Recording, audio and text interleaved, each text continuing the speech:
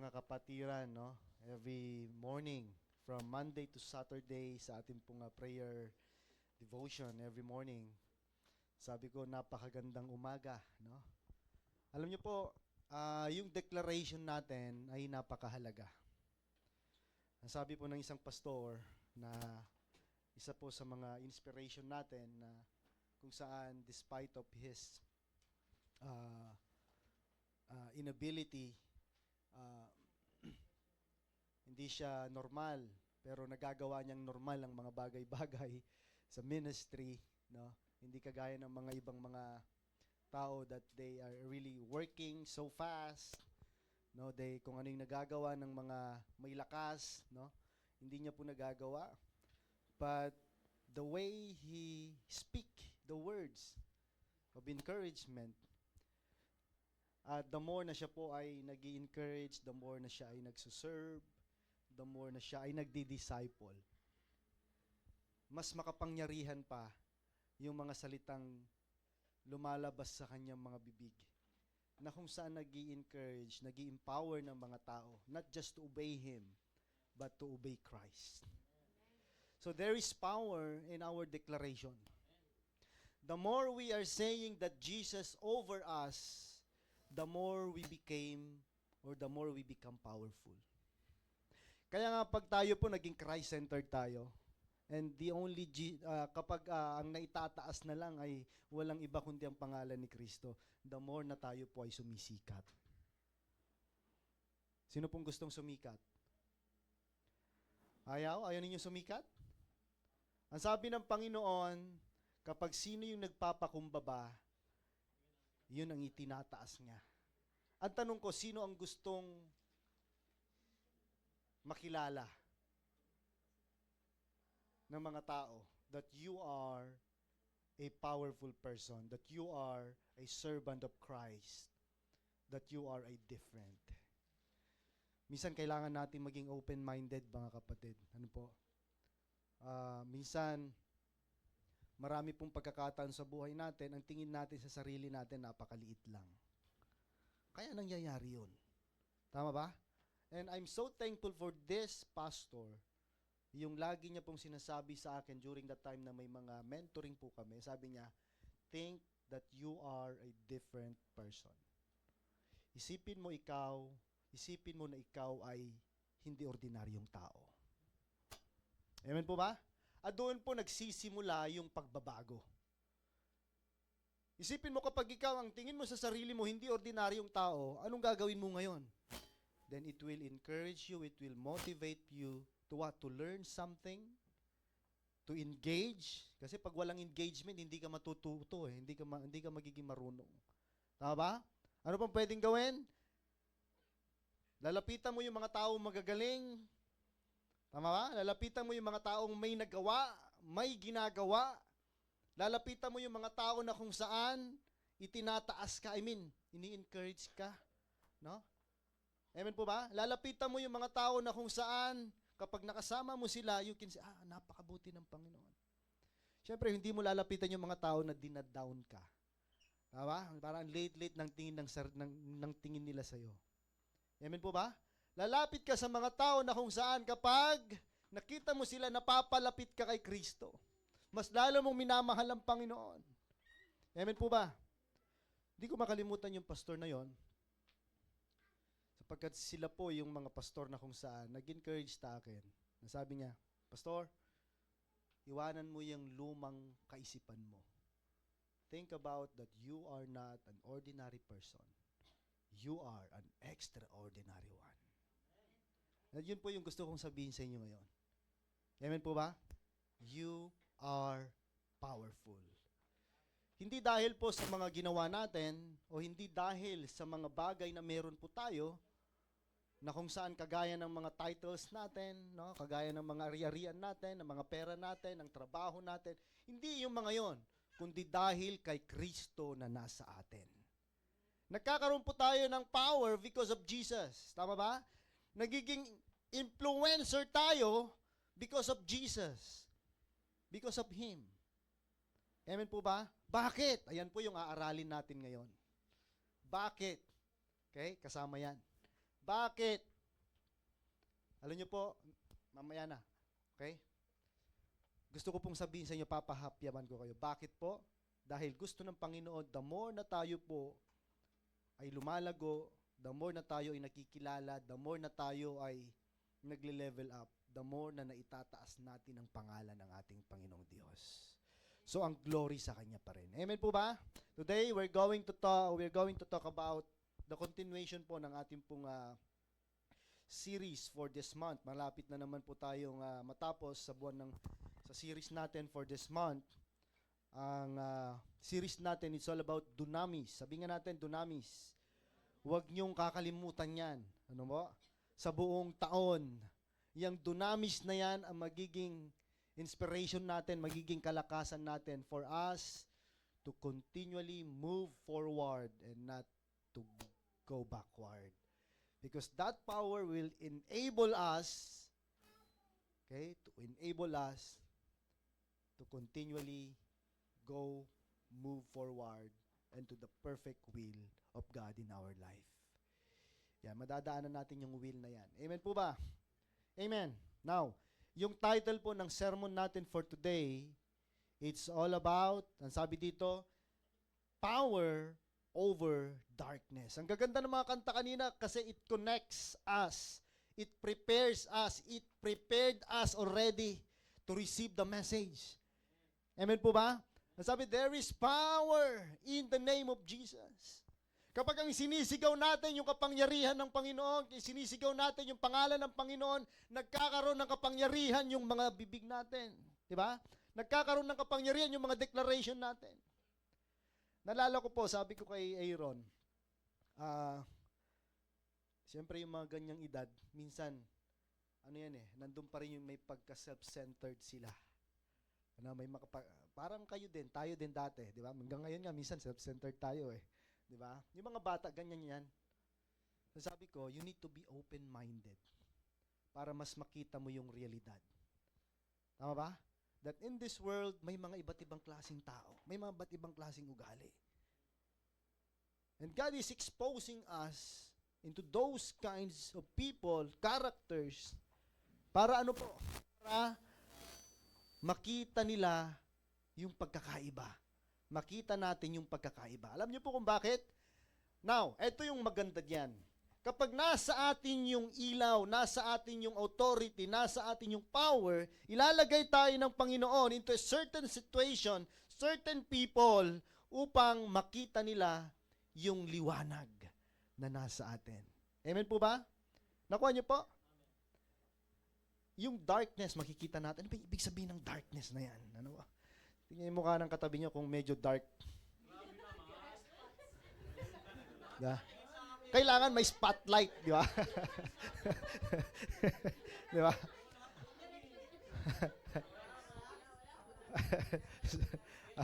Nagising kayo, no?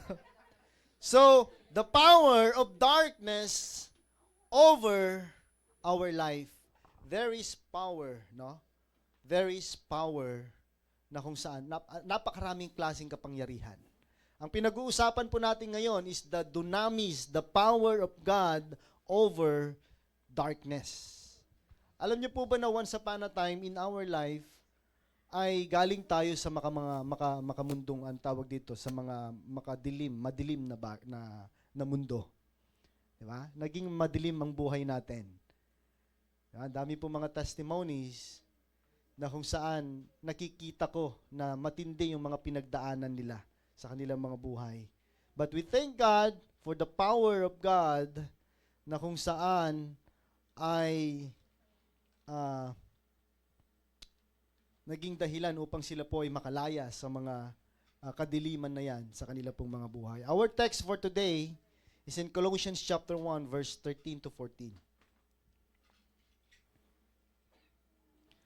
Okay? Colossians chapter 1 verses 13 to 14. Ganito yung sinasabi dyan. Basahin po natin. Ready? Go. For He has rescued us from the dominion of darkness and brought us into the kingdom of the Son He loves, in whom we have redemption, the forgiveness of sins. Sa Tagalog, ang sabi dyan, Wala, hindi ko nalagay. Okay. Wala. Okay. Sa isa yon. Sorry. Ang ganda sa Tagalog eh. Sabi doon, for He has rescued us from the dominion of darkness and brought us into the kingdom of the Son He loves, in whom we have redemption, the forgiveness of sins. Alam niyo po, itong sermon natin iikot sa sinasabi po ng salita ng Panginoon dito po sa Colossians. At kung titignan natin, hihimay-himayin po natin, napakahalaga, napakaganda ng sinabi po ng kanyang mga salita. Lalo na po yung sinabi doon that we are rescued, okay, from the dominion of darkness. Parang nakikita na natin kung saan tayo nanggaling, di ba? Tayo po ay, kumbaga, nakalubog sa putikan, no?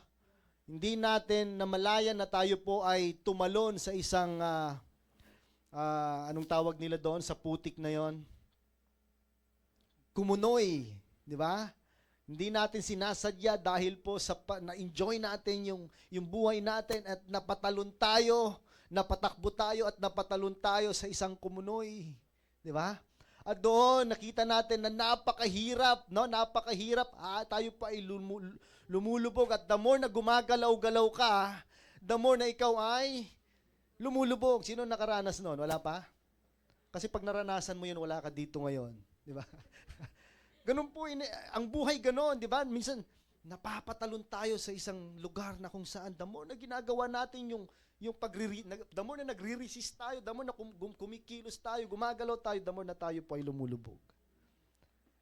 Amen po ba? Meron pong napadaan na isang tao at nakita niya isang itim na itim, isang maitim na, kasi putik-putik na yung katawan, di ba? At nakita niya, di ba? At sabi niya, sino ito? At naawa siya, linlapitan niya po yung taong yon. Alam niyo po, iniabot niya ang kanyang mga kamay at inihaon niya ito mula sa putikan. Amen po ba? Yung buhay po natin, galing tayo doon. Pero alam niyo, salamat sa Panginoon kasi dumaan siya. Ni hindi man tayo tumawag, hindi tayo humingi ng tulong. Pero nakita niya yung sitwasyon natin. Mananatili po siyang Diyos kahit wala tayo. Pero nung nakita niya tayo na nahihirapan tayo, hirap na hirap, sabi niya, hindi ko kayang makita na yung anak ko ay nahihirapan. Ang ginawa niya, siya po yung lumapit. Siya yung lumapit. Inabot niya ang kanyang mga kamay. Sabi niya, nak, halika dito. Lilinisan kita. Papuputiin kita. Kaya maputi ka ngayon. Amen po ba? Kaya tayo po pinatawad ng Panginoon. At ginawa niyang kapaki-pakinabang. Kung palalalimin natin po yung kontekstong yan, hindi lang doon. Kung makikita niyo po yung cross, ganun po yung sakripisyo ng Panginoon. So, hindi po tayo cheap. May nagbayad para sa ating pong kalayaan. May nagbayad para sa ating buhay na meron po tayo ngayon. Amen po ba? Pwede bang palapakan natin si Lord? Now, ano ba yung darkness na ito? Be patient po ha, para tayong conference. Nagpa-practice na tayo para sa conference sa Pilipinas. Medyo mahaba. Okay. Ano ba yung darkness? Ano ba yung nire-represent ng darkness? Sabi diyan, darkness represents, ang sabi diyan, fear. Ano pa yung isa? Sin. Meron pang isa, ignorance. At ito yung huli, separation from God. Nakita niyo pa? Yung darkness, hindi lang siya dilim na kung saan, wala lang. Kapag tayo nandoon sa lugar na kung saan napakadilim, hindi ka makakilos, hindi ka makagawa. Amen po ba? Nalilimitahan yung pwede mong gawin. Minsan sa buhay natin, pag tayo lubog na lubog sa takot, yung bang tipong natatakot ka, lumabas sa bahay mo kasi pag lumabas ka, may pumatay sa'yo, mayroong sumaksak sa'yo ka, nandun ka lang. Kahit gutom na gutom ka na, nandun ka lang. Ayaw mo magtrabaho. Diba? Minsan sa mga tatay, takot na takot tayo sa ating mga anak. Ayaw nating pa-attend din ng mga activities sa school. Takot na. Naranasan ko yan eh. Nung mag-isa yung isa pa lang yung anak ko, si Aaron, ayaw ko baka, kasi pag nanood tayo, minsan nakikita natin may mga anak na kinikidnap, nire-rape, di ba? Tapos isipin natin, baka ganun din mangyari sa anak natin. Kahit takot tayo, tama ba? Sobrang pinoprotektahan natin sila. Wala nang masama doon. Pero minsan, mga kapatid, minsan, dahil sa sobrang takot na hindi na nailalagay sa lugar, hindi natin na-experience yung joy na dapat nating maranasan. Nung una, nalala ko yung itong mga mag-asawa. Overprotective sila sa mga anak nila. Alcohol, di ba? Bagong panganak, kailangan may alcohol, di ba? Wala namang masama doon. Amen po ba? Ipinapaliwanag natin kung ano yung realidad. Amen po ba? Pero minsan, hindi lahat ng mga ganitong klaseng ginagawa natin sa buhay natin ay nakakapagbigay po sa atin ng kapayapaan. Minsan, takot ang ibinibigay. Sa kasalanan, amen po ba? Ayaw pag-usapan yung kasalanan kasi yun ang ginagawa. Tama ba? Ayaw ma-expose kasi yun ang ginagawa. Ano niyo po, hanggat meron tayong kasalanan ginagawa, tinatago, hindi tayo makakalaya dyan. Paglalaroan tayo niyan at wala tayong kapayapaan. Yung ba tipong pagdating sa church, nagpipreach si pastor, ang iniisip mo laging ikaw yung pinapatamaan. Amen po ba? Naranasan ko yan. Itong pastor na to, lagi na lang akong pinapatamaan. Kasi ginagawa mo, hindi ka pa nakakalaya, nandiyan ka pa rin sa kumunoy na yan ng kasalanan. Tama ba? Yung ba iniisip mo, laging ikaw ang yung sentro ng preaching ni pastor. Pero kapag ang isang Kristiyano talagang lumalago, ang iisipin niyan, ay, Lord, salamat para sa akin yun. Thank you, Lord. Nangungusap ka sa akin. Amen po ba? Nakita niyo yung pagkakaiba ng malaya at ng hindi malaya. Kapag isang taong Kristiyano malaya na yung sermon ni pastor, kukunin niya yan, para sa akin yun. May ganun akong ugali. Amen po ba? Nakita niyo pa? Kapag hindi tayo lalago. Kahit sa ang church tayo pupunta, ganun ka pa rin. Maniwala ka. Pero kapag inako mo na, Lord, salamat po. Sa akin yun. Tulungan mo ako, Panginoon, para ako po'y magbago. Kikita mo ako. Lalago at lalago ka. Amen po ba? Amen. Palapakan natin ng Panginoon. Ito yung doon. Ang sabi dyan, ignorance. Hindi natin alam ang katotohanan, hindi natin alam ang salita ng Panginoon, paglalaruan tayo ng kaaway. Ang sabi doon, separation from God. Kang isang tao separate sa Panginoon, ibig sabihin malayo sa Panginoon, hindi niya tinatanggap ang Panginoon sa kanyang buhay, lalo po siyang lulubog, lalo po siyang mahihirapan. Amen. Amen. Sige po. Alam niyo po, nagkukulture tayo ngayon ng mga positibong tao. Amen po ba? We are culturing in this church. We are culturing a positive people. Tatandaan niyo po, kapag kayo naging positibo, dadaan yan. No? May papasa niyo yan sa mga magiging anak ninyo. Pag uwi niyo ng Pilipinas, sasabihin niyo sa kanila, Nak, mga bata, minsan napaka-negatibo yung mga yan. Pero sasabihin mo, hindi, kaya mo yan. Okay, kaya natin yan, dalawa tayo. Hindi po yung sinasabi ko po sa inyo. Kaya natin ito. Amen po ba? Amen. Praise the Lord. Ang sabi dyan, separation from God.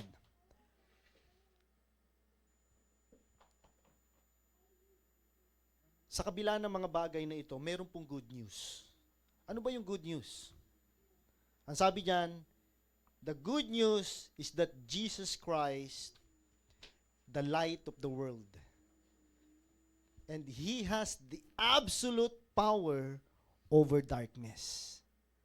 Nakuha niyo pa? Now, tinuturuan natin yung sarili natin na maging Christ-centered. Okay? Tignan niyo yung power na sinasabi ni pastor, hindi nang gagaling sa akin yan. Amen po ba?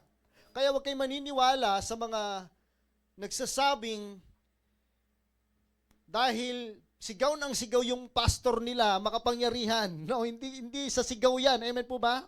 Kailangan ang i-preach natin kung ano yung sinasabi ng salita ng Panginoon. Amen po ba? Kung ano yung sinasabi niya, doon tayo.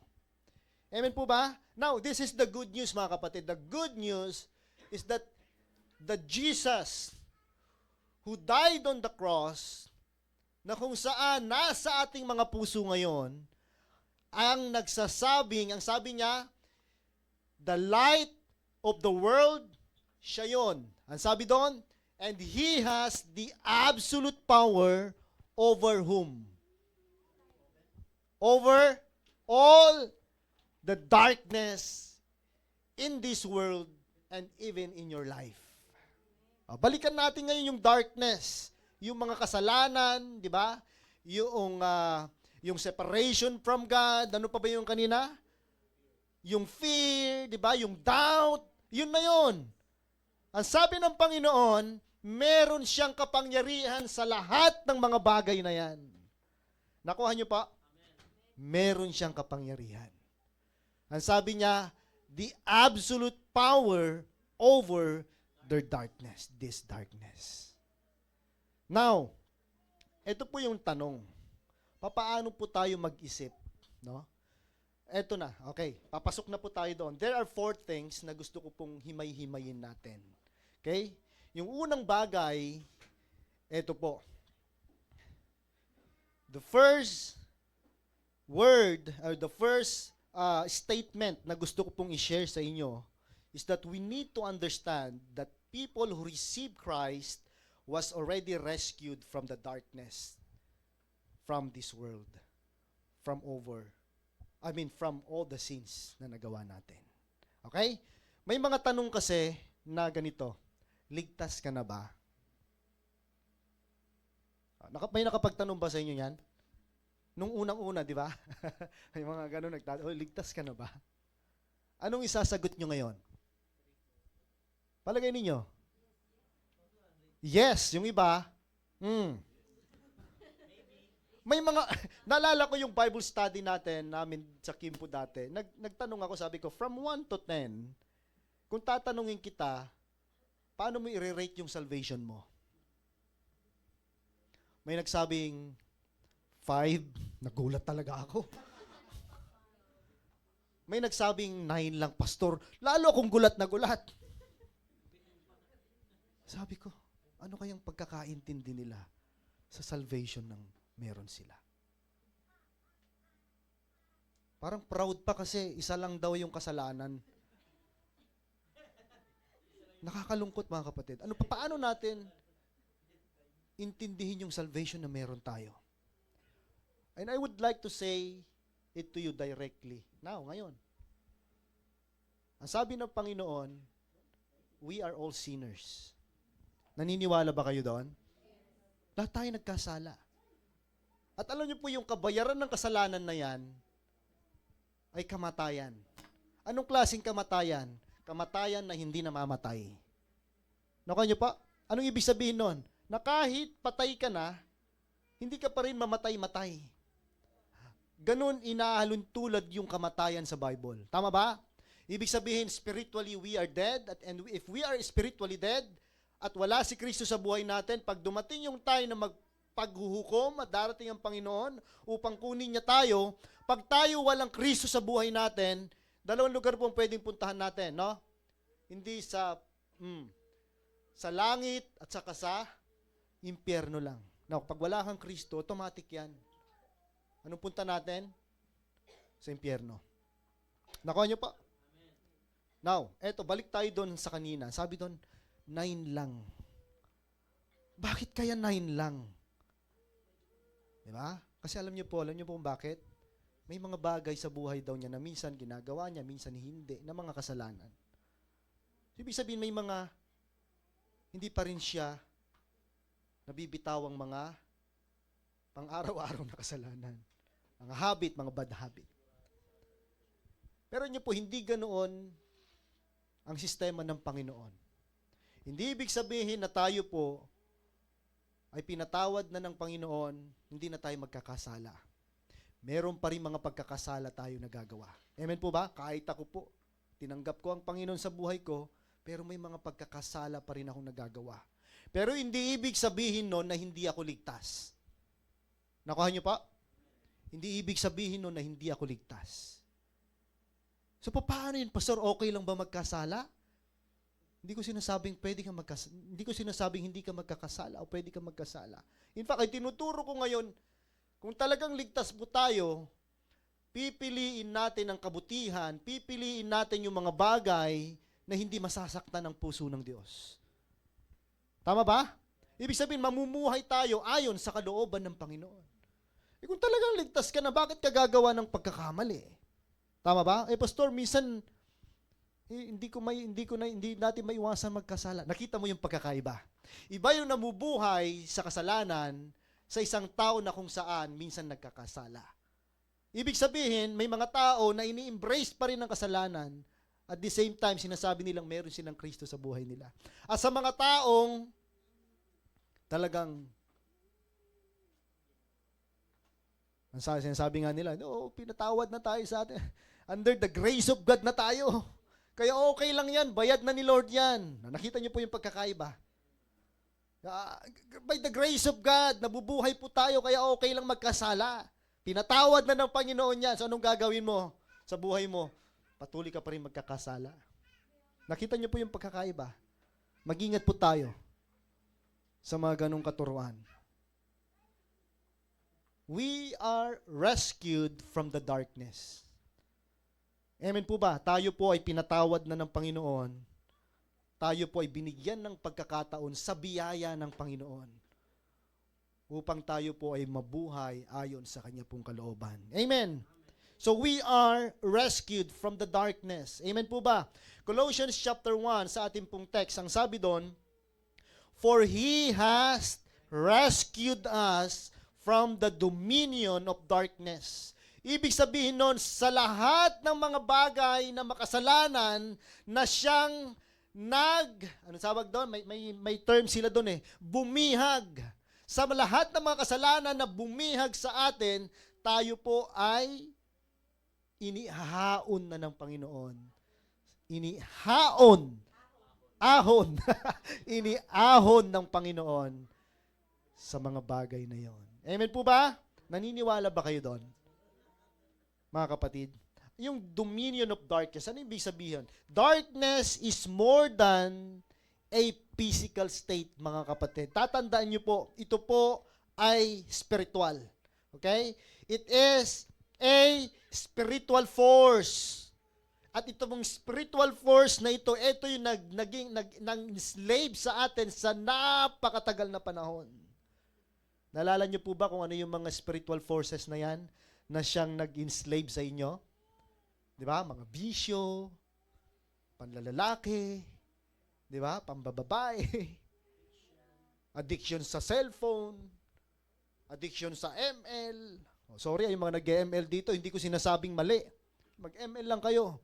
Pero pag 80% ng inyong time nag-ML kayo at napapabayaan ninyo yung mga responsibilidad ninyo, yung mga trabaho ninyo, mas marami yung time diyan kaysa time ninyo sa family nyo, I would like to say mali yan. And you are sinning. Amen po ba? Lahat ng sobra, mali. Ngayon, kapag pastor, mga kalahating oras lang naman, pampaantok, okay. Di ba? Amen po ba? Amen? Ang sabi dyan, darkness represents sin, bondage, and spiritual blindness. Iwasan natin yung mga bagay na ito. Amen po ba? Meron pong isang litrato. Ano yung nakikita nyo sa litrato na yan? Sino yan? Hindi ko alam kung sino yan. Basta linagay ko lang dyan. Di ba? So kung mapapansin niyo, napakaliit ng butas. At siguro, hindi niya namalayan, noong pag-apak niya, ay napakadilim ng kanyang paligid at siya po ay natrap diyan sa butas na yan. At hindi niya alam kung paano siya makakaakyat. Siguro napakalalim yan. Di ba? At iniisip niya ngayon, paano ako makakaahon sa pagkakatrap ko dito sa butas na ito? Amen po ba? Sinong naranasan ng matrap sa isang maze o sa isang lugar? Ang hirap lumabas. Ang hirap, di ba? Parang, paano kaya ito? Di ba? Sa buhay po natin, pinapadaan tayo ng Panginoon sa mga bagay na kung saan minsan ang hirap, no? Umahon. Hindi ibig sabihin na tayo po ay para magkasala. Para sa mga Christians, yung context nito ay para sa mga Christians. Diba? Sa ating mga Kristiyano, minsan pinapadaan niya tayo sa mga ganitong bagay. Kung tayo ba ay patuloy na yuyuko at mag-iisip ayon sa ating mga kaalaman, or tayo ba ay titingala at hihingi ng tulong sa Panginoon. Amen po ba? Hindi ko alam kung anong situation nito, kung Kristiyano siya o hindi. Or siya ba ay nag-iisip ng mga bagay ayon sa kanyang kakayanan, or hinihingi niya ang tulong ng Diyos sa kanya pong buhay o sa kanyang sitwasyon ngayon para po siya ay makalaya mula sa pagkakatrap. Either, sa buhay po natin, pwede tayong mamili kung papaano tayo makakalaya sa mga pagkatrap natin sa mga kasalanan na buhay tayo, na meron po tayo. Either we choose to bow down and think that we can without God, or to look up and ask God for help. Amen. Hindi kay pastor. Ikaw at si Lord lamang ang nakakaalam kung papaano ka makakalayas sa mga bondage of sin na kung saan kinaroroonan mo ngayon. Amen po ba, mga kapatid? Amen. So what is the application? Ang sabi diyan, we call on Jesus, who has the authority to rescue us. And alam niyo po, ang pinakamahalaga dyan, He doesn't just point the way. Na kailangan nating maintindihan that He is the only way out of darkness. He is the only way. Maraming mga tao, we are doing our ways para tayo po ay makalaya. Di ba? May mga ganung mga tao ba sa inyo na may ganung baka kayong kakilala? Para ikaw maging karapat dapat, kailangan maging ganito ka muna. Nakuha niyo po? Lagi ko sinasabi sa inyo, I don't have the authority to change your life. Walang kapangyarihan si pastor na baguhin ang isang tao. Maging yung mga cell group leaders ninyo, walang kakayahan yan. Amen po ba? Ang may kakayahan upang mabago natin yung isang tao ay walang iba kundi yung daan patungo sa ating pong Panginoong Hesukristo. Siya lang at wala nang iba. So anong silbi ng mga leaders natin? Paano sila? Ano yung participation nila sa pagbabago natin? Ano po kung ano? Ginagamit lang naman sila ng Panginoon for us to understand who God is in your life. At kapag naintindihan mo yon, kikilos ang Panginoon, makikita mo totoo ang Diyos. Makapangyarihan siya. Amen po ba? Amen. So we need to acknowledge the authority of Jesus for us to be rescued. Ulitin ko po, He is the only way for us to come out from the darkness of life where you are right now. Amen? Palapakan natin si Lord. Pangalawa, ang sabi diyan, He is the light over darkness. Magpipinsan lang ito. Sabi nga diyan, ulitin nga natin, He is the light over darkness. Kapag merong kadiliman, ang kailangan ay liwanag. Napakadaling intindihin yan. Tama ba? Now, I would like to, pakipatay nga yung ilaw. Mami, pakipatay mo nga yung ilaw. Yan. Medyo nag-iba yung kulay ko, tama ba? Pero pag pinatay nyo lahat ng ilaw, hindi nyo ako makikita dito. Ano lang yung makikita ninyo? Ay, hindi, ano lang yung meron? Yung boses ko. Tama po ba? Yung boses ko lang. Maraming pagkakataon sa buhay po natin na nangungusap ang Panginoon. Pero hindi natin siya makita kasi napakadilim ng paligid natin. Tama ba? Hindi natin siya makita kasi kahit saan tayo dumako, napakadilim. Pero naririnig natin siya. At hindi titigil ang Panginoon sa kanyang mga sasabihin sa atin upang magkaroon po tayo ng pag-asa. At once na binuksan natin ang ating pong mga puso, buksan mo yung ilaw, Mami. Once na binuksan natin ang ating mga puso, mas lalo natin siya makikita. Nakikita na ba ninyo ako ngayon? Hindi man ganun kagwapo, pero at least nakikita ninyo. Amen po ba? Si Lord naghihintay lamang para siya po ay pumasok sa ating pong mga buhay. Amen po ba? Amen. So, He is the light for us to overcome this darkness of life.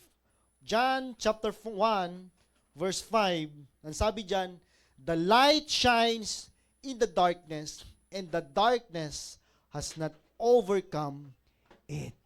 Kahit anong kadiliman yan, kahit buong mundo madilim, once na nagdilim ang buhay mo, isang ganun lang ng Panginoon, makikita mo magliliwanag yan. Nakita niyo po kanina, napakadilim, tama ba? Pero isang pindot lang, nagkakaroon po ng liwanag ang ating po mga buhay. Amen po ba? Amen. So ano po yung nature of light na ito? Light always defeats darkness. Tatandaan niyo po na ang liwanag ay laging tinatalo ang kadiliman. Pero minsan pinaglalaban natin yung kadiliman. Huwag mong buksan yan. Mas maganda kung medyo madilim. Tama ba? May mga ganun ba tayo? Para bang paminsan-minsan lang naman pastor eh. Di ba? Hindi naman lagi. Pinagbigyan ko lang sila. Yan. Di ba? Amen po ba? Amen. Nakita niyo po yung deception na ginagawa ng kaaway. Yung ba tipo, okay lang yan. Naiintindihan ni Lord yan. Okay lang yan. Sige lang, gawin mo lang. Amen po ba? Partial obedience is disobedience. And disobedience is a sin. Amen po ba, mga kapatid? So, no matter how thick darkness seems our life, the smallest spark of light can dispel us. Amen po ba? Amen. Ang sabi dyan, ang kadiliman ay laging tinatalo ng liwanag. At sabi pa dyan, gaano man kadilim ang buhay mo, ang buhay natin, kayang-kaya ng Diyos na pagliwanagin ito dahil siya po ay makapangyarihan. In John chapter 8 verse 12, ang sabi noon, Jesus declared, sabay-sabay natin basahin, sabi dyan, I am the light of the world. His presence brings clarity, truth, and life. At dapat yun po yung kailangan nating makita. Di ba? Yung nagtuturo ng kaliwanagan, yung nagtuturo ng katotohanan, yung nagtuturo ng buhay, yung itinuturo si Jesus Christ. Amen po ba? Amen. Palapakan natin ng Panginoon, mga kapatid. Napakahalaga na makita natin yung totoong nagbibigay ng liwanag. Hindi man natin ito makita ng sobrang liwanag, ang mahalaga, no? Bigyan natin ng pagkakataon ng Panginoon na ipakita niya yung ilaw na yan na kahit napakaliit sa tingin mo, pero sa ilaw na yan, sa liwanag na yan, sa katotohanan na yan, diyan nagsisimula ang totoong buhay. Kagaya po ng illustration na ito. Kung mapapansin ninyo, mga simpleng liwanag, Ilang pirasong flashlight lang yan. Pero kapag pinagbigyan mo yung mga liwanag na yan at iniligay mo sa isang napakadilim na lugar, for sure makikita mo yung pagkakaiba. Amen po ba, mga kapatid?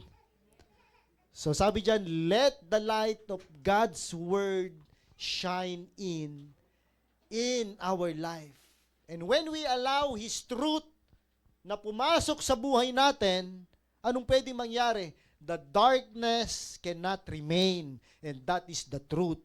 And if the truth is in you, which is the Lord Jesus Christ, ang sabi doon, you will be set free. Amen po ba? Tayo ba ngayon ay malaya na? Ano sa parin? Hindi ko po alam kung sino kayo ngayon. Kayo ang nakakaalam. But I pray na ang bawat isa po sa atin ay pinalaya na ng Panginoon. Because we believe that Jesus is in us. Amen po ba? Palapakan natin ng Panginoon. Ano na nangyari dyan? Ba't parang ang sakit sa mata? Ano? The third one. Okay? Third one. Ang sabi dyan, authority over powers of darkness. Kanina nakasentro tayo, no? Nakasentro po tayo sa Panginoon. Ganun din pa rin, nakasentro pa rin tayo sa Kanya. But at this time, we will see who we are before this darkness. Ang sabi diyan, authority over the power of darkness. Luke chapter 10 verse 19. Ang sabi diyan ng Panginoon, sabay-sabay natin basahin. I have given you authority to what? To trample on the snakes and scorpions, to overcome all the power of the enemy. Ang sabi pa niya doon, sabi niya, basahin natin, nothing will harm you. Nakita niyo po doon, ang sabi ng Panginoon, walang makakapanakit sa inyo. Amen. So pag pinanghahawakan natin ito, hindi tayo matatalo. Hindi tayo matatakot. Amen po ba? I have given you. Ano ba yung authority na ito, mga kapatid? Ito po yung authority upang sirain natin yung mga snakes sa ating po mga buhay. Ano ba yung snake na yan? Ano niyo po bang na ang ahas ay simbolo ng disobedience? Tama ba? Ang daming sumisimbolo sa pride at sa mga iba pang mga kasalanan. Amen po ba? Scorpions, di ba? Ang sabi ng Panginoon, lahat ng mga bagay na ito, I have given you the authority so that you can overcome. Yan po yung pangako ng Panginoon. Amen po ba? So it is not a kind of physical warfare, yung sinasabi ni Pastor dito, mga kapatid. Ito po ay isang labanang spiritual. Minsan, nakikipaglaban tayo physically. Pinipilit natin ang isang tao. Hindi, magbago ang dami nating mga sinasabi, no? To the point na nasasaktan sila. Amen po ba? Alam niyo po, minsan, if you want to win a person, win him or her in prayer. Isa po yan sa mga napatunayan ko. Kasi alam ko, ako yung taong sadista during that time. Pero nung tinuruan ako ng Panginoon, sa anak ko lang naman, sa family ko. Sabi niya, wag ganyan. Iluhod mo yan sa panalangin. Kasi po ang labanan po ay hindi physical, kundi spiritual. Darkness is often empowered by spiritual forces of evil. Amen po ba? Ang kalaban po natin ay hindi si Sam. Di ba? Hindi si Samunim. Hindi si Marnelli. Hindi sila yung kalaban natin. Minsan lang may mga kasungitan sila. Di ba? Pero hindi sila yan. So para mawala yung mga kasungitan na yan, kailangan iluhod natin sila sa panalangin. Tama ba? Amen po ba? May mga kanya-kanya tayong mga character, bad characters. Pero the more na kinukumpronta natin sila in a wrong way, the more na nagkakaroon ng problema. Ano niyo po ang tamang pagkukumpronta? Yung bang kailangan may pag-ibig. Yung bang tipong pag nilapitan mo sila at sinabi mong, bro, mali yan. Di ba? Mali yan, hindi yan tama. But anyway, tuturo ko sa'yo kung ano yung tama. Okay lang ba sa'yo? May pag-ibig. Amen po ba? Pero kapag mali yan, umulitin yan. Walang pag-ibig. Sa palagay mo, makikinig siya.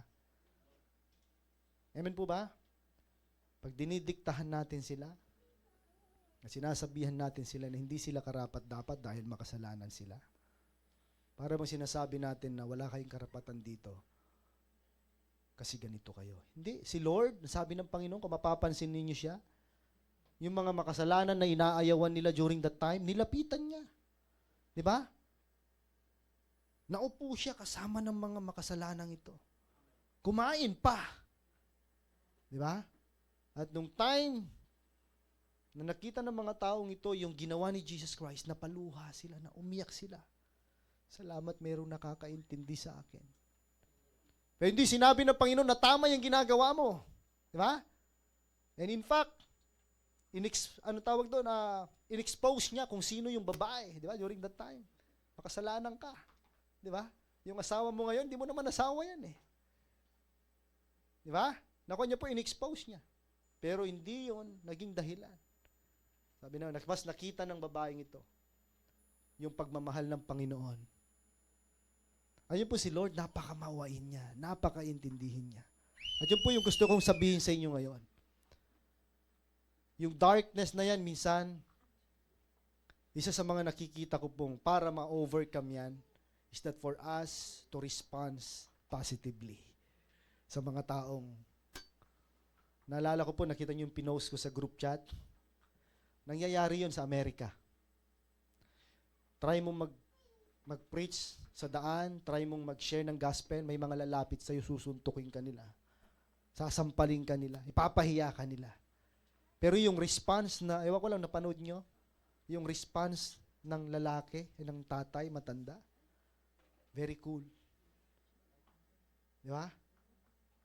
Ipinakita niya yung pag-ibig ng Panginoong Jesucristo. At nung yung lalaking ito, nakita niya yung pagkakaiba. Di ba? Nakita niya yung pagkakaiba that despite of what he has done, sinampal niya yung tatay. Pero yung response ng tatay, very cool pa rin.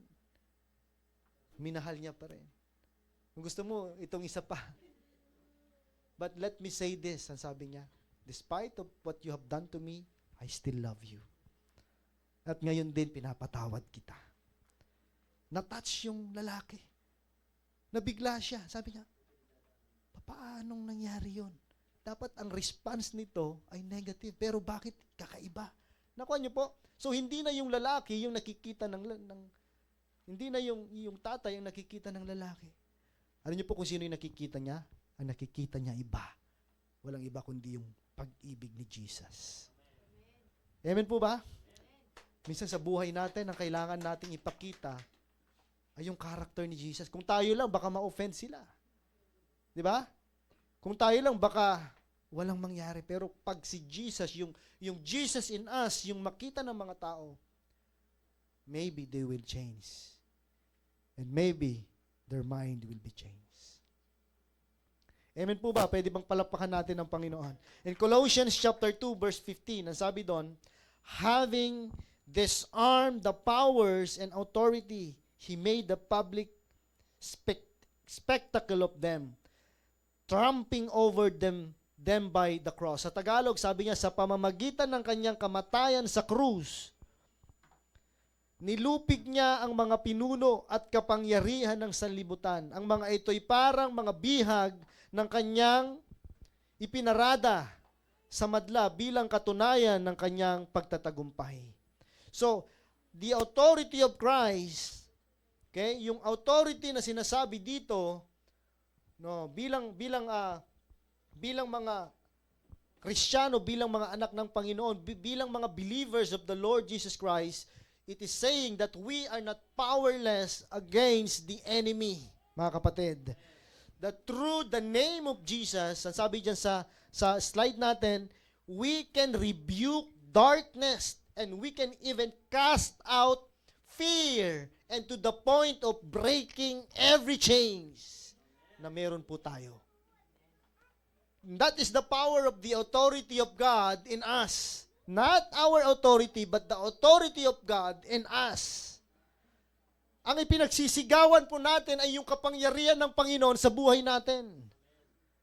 That the more we are speaking about Jesus, the more the enemy in our life are trembling. Amen po ba? So sabi diyan, through the name of Jesus, we can rebuke darkness. And we can cast out fears. Yung mga takot dyan, no? Na ayaw mag-level up. Diba? Ayaw matuto. Ito na yung pagkakataon. I'm reminding you. Kailangan po natututo tayo sa bawat yugto ng ating buhay. Hindi na natin may babalik yung oras. Kaya kung saan ka pwedeng maglingkod, na alam mong mag-glorify si Lord, ngayon na. Hindi natin alam ang bukas. Dapat ngayon na. Amen po ba? Kaya nga minamaximize natin yung time natin, yung mga resources natin. Ayaw natin na dito lang. Ang gusto natin, nag-expand yung gawain. Gusto natin, may mga naliligtas sa ibang lugar. Yung tipong i-aim natin, na pagdating ng time, sabihin sa atin ng Panginoon, okay, ikaw, grabe, ang dami mong mga taong inilid, no? Ang dami mong mga taong dinala sa akin. Here is your reward. Alam niyo po, yung nasa isip ko bilang pastor, ibang tipong, Lord, tulungan niyo po kung marami mga kaluluwa ang madala ko sa iyo. Amen po ba? Pwede bang lahat tayo ganon? Alam niyo po, pag lahat tayo ganon, hindi sapat itong lugar natin. Kasi bawat tao na mamimit ninyo, you're going to build friendship with that particular person. At kapag nag-build yung relationship, masishare mo yung gospel. Huwag naman yung pag unang kita niya pa lang, i-share mo na yung gospel. Baka mamaya lalong hindi lumapit. Di ba? You build friendship. No? Pakilala ka. I-treat mo, magkano lang naman ang kape. Amen ba? And then you will see the difference. Makita nila, bakit itong taong ito, hindi ko naman kilala, pero nagpapakape. Amen ba? Pwede ba daw? Pwede ba magkaroon tayo ng ganung klaseng spirito na kapag may kakilala tayo, no? Kakaibiganin natin. Kahit hindi mo na-invite sa church, pero maganda invite ninyo. Amen po ba? Ano po sa susunod na book, nakalagay yan. Okay? Yung mga ganung ano. Yan, meron pa ako linagay dito. Yung isang illustration natin dito, isang pulis. No? Ang sabi dyan, stand firm in the authority Jesus has given us. We have that authority. Ang sabi dyan, speak His word, declare His promises, no? And watch the enemy flee. So ito ay isang sistema. Ang sabi dyan, you speak the word. The thing is, alam ba natin kung ano yung word? Di ba? Alam ba natin kung ano yung salita ng Panginoon? So yun yung idideklara natin. You declare the promise of God and you will see the enemy will going to flee from you. Hindi ikaw, hindi yung kaaway ang aalis. Yung kaaway ang aalis sa iyo kasi hindi kanya kaya. Amen po ba? Palapakan natin ang Panginoon. Stand firm. Sabi mo sa katabi mo, stand firm. Stand firm. May kapangyarihan ka.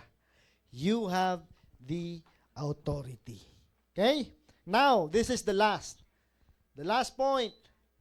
Walking in victory over darkness. Now, victory na ang pinag-uusapan natin. Kanina, we are talking about, what? Ano yung una? That we are already rescued. Okay? Mula po sa ating madilim na nakaraan. And there is a light that was given to us to overcome darkness. Kasi hindi ibig sabihin na tayo po ay nirescue ng Panginoon, ay magiging okay ang lahat. Sigurado yan, may mga pagdaraanan tayo. Pero okay lang yan. Kasi once we receive Jesus Christ, we also have the authority over this darkness. And hindi lang yan, this is the last. Kapag naiintindihan po natin ang lahat ng mga bagay na ito. Ang sabi dyan, we just need to walk, or we will walk in victory over darkness. Amen po ba mga kapatid? Ephesians chapter 5 verse 8. Ang sabi dyan, for you were once in darkness, but you are now, sabi doon, the light in the Lord. Live as a children of light. Tignan nyo ang katabi mo, children of light ba yan? Yan. Amen po ba mga kapatid? Sige po, palapakan natin ang Panginoon pampagising. Alam kong gutom na kayo.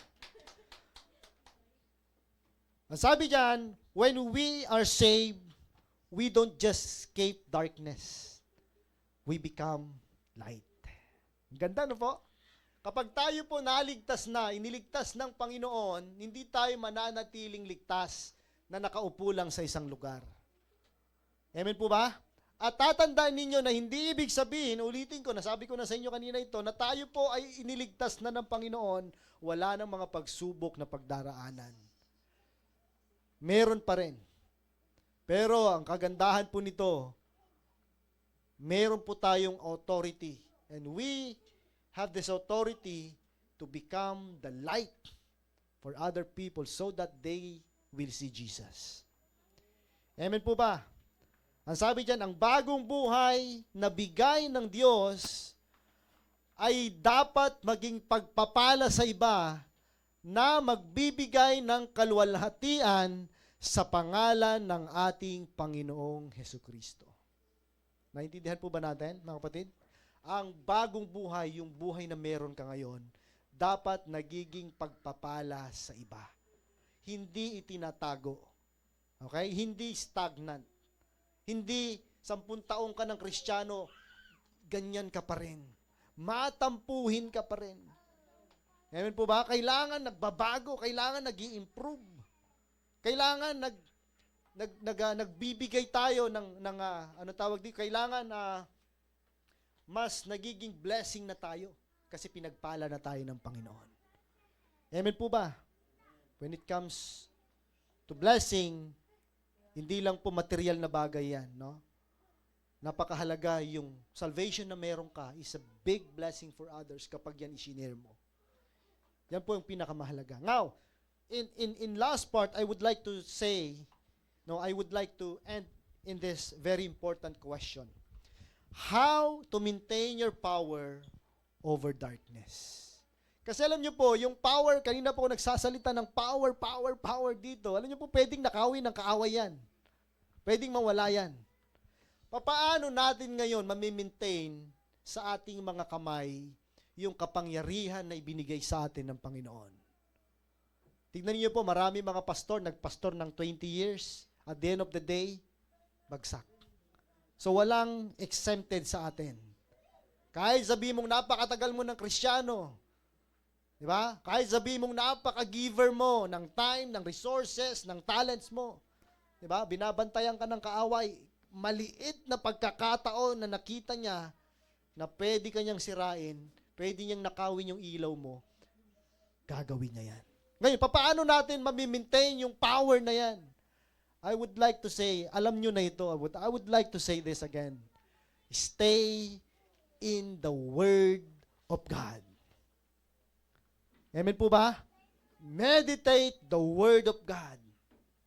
Huwag nating hahayaan na hindi natin nababasa ang salita ng Panginoon. Amen po ba? Ang pag-aaral ng salita ng Panginoon hindi natitigil dahil memorize mo na yung John 3:16. Amen po ba? Kailangan tuloy-tuloy. Kailangan diretso. Stay tayo doon sa salita ng Panginoon. At nakikita ko po yung mga iba dito, uhaw sa pag-aaral ng salita ng Panginoon. Amen po ba? Mahalaga po, tuloy-tuloy tayong mag-aral. tuloy-tuloy nating saliksikin ang salita ng Diyos. Pangalawa, remember that the authority that was given to you is real. Wherever we pray, pray with authority. If you're praying for your family to be saved, with authority. If you're praying for someone to be saved, pray with authority. Amen po ba? Amen? Pray with authority. Palakasin natin yung prayer life natin. Ibang tipong hindi tayo gagawa na hindi tayo nananalangin. Hindi tayo magpaplano na hindi tayo nananalangin. And if we are praying, mga kapatid, you have to be expectant. Expect that the Lord, we're going to do something special in your life. Amen po ba? And yung pangatlo, ang sabi doon, fellowship with the believers. Kailangan consistent ang ating pong pakikipag-fellowship sa ating pong mga kapwa mananampalataya. Hayaan natin na may mga taong nagbabantay sa atin. Hayaan natin na may mga taong nagtatama sa atin. Hayaan natin na may mga taong nakikita kung sino tayo. Amen po ba? Ako po, pastor na ako, pero may mga mentor pa rin ako. Kasi pag may mga time na nagkakamali ako, may itinatama nila ako. Amen po ba? Kala nyo siguro marami pa rin mga ako kapalpakan sa buhay. Kaya kailangan ko ang guidance ng Panginoon. And at the same time, kailangan ko ng mentor. May magpasalamat po tayo pag may mga pastor tayo, may mga leader tayo. Amen po ba? Fellowship is necessary. Fellowship is important. Amen po ba? Huwag nating hayaan na nag-iisa lang tayo. Huwag nating hayaan na tayo-tayo lang. Amen po ba? Kailangan nakikipagsalamuha po tayo sa kapwa natin mga believers. And pang-apat, share the light. Share Jesus. The more na ikaw nag-evangelize, the more na ikaw nagte-testify of who God is in your life, the more na ikaw ay lumalakas. Diba? The more na ikaw nag-i-engage in sharing the gospel, the more ikaw na-i-empower. Alam niyo po, I would like to say this, pag umuwi ako ng Pilipinas, nare-recharge ako. Pag nagpipreach ako sa mga tao doon, at nakikita ko yung response nila, noong i-preach ko yung John chapter 3 verse 16, grabe, umiiyak sila. Hindi ko alam ano mga pinagdaraanan nila. Pag nakikita ko may mga taong naliligtas, nai-empower po ako. I would like to say this, mga kapatid. Huwag nating hahayaan na walang maligtas. Huwag nating hahayaan na sa mga paglipas ng taon, araw, buwan, bilang mga Kristiyano, walang lumalapit o wala tayong nailalapit sa Panginoon sa pamamagitan ng buhay mo. The more na may nadadala ka sa Panginoon, the more na napapalakas ka. Amen. Naniniwala po ba kayo doon? Amen po ba? The more na ikaw nagdadala ng mga kaluluwa sa Panginoon, the more na ikaw ay nai-empower. And I would like to say this, brothers and sisters. Sabi dyan, darkness has no power where the light of Christ shines. And God's power over darkness is complete. And He calls us to live in this victory. Amen! Palapakan natin ng Panginoon. Walang magagawa ang kaaway because we are already a winner. Sabihin mo sa katabi mo, overcomer ka. Okay? Sabihin mo sa katabi mo, pinalaya ka na ng Panginoon. Amen po ba, mga kapatid? Kaya kapag may mga binubulong sa atin ng kaaway na sinasabi niya, ganito ka dati, no? Makasalanan ka dati. Sabihin natin sa kanya, dati yon. Ngayon, iba na. Amen po ba? Ngayon, iba na. Mas magiging makapangyarihan na ako. Because now, I fully understand who I am before God. I am the Son of the living God. Amen po ba? Tayo pong lahat ay tumayo. And if you're struggling with darkness, brothers and sisters, I hear those chains Fear. falling. sin, or spiritual oppression, I hear the answer those chains falling. is that you need to come to Jesus. There is power in the name Step of into the Jesus. light by surrendering There is power every area of your life. in the name of God. Jesus. You need to walk in the authority of Jesus. In the name of Jesus. And that authority was given to you Break every chain, break every to be chain, the light break of every those chain, still to break in every darkness. chain, Panginoon, break maraming every salamat po, chain, Panginoon, break every chain, dahil pinagliwanag mo ang aming break pong mga every buhay. chain, to break Salamat every sa chain, banal na break Espiritu. every chain, break Salamat, every Panginoon. chain, break every Ikaw chain, break every chain ang nagbigay sa amin ng that buhay. could not hold you. Pinalaya mo kami, Feels Panginoon, or before mula sa aming pong pagkakalugmok sa kasalanan. Pinalaya mo kami, Panginoon, sa napakahirap, napakadilim na klase ng buhay. At ngayon, Panginoon, narito ang aming pong mga kamay.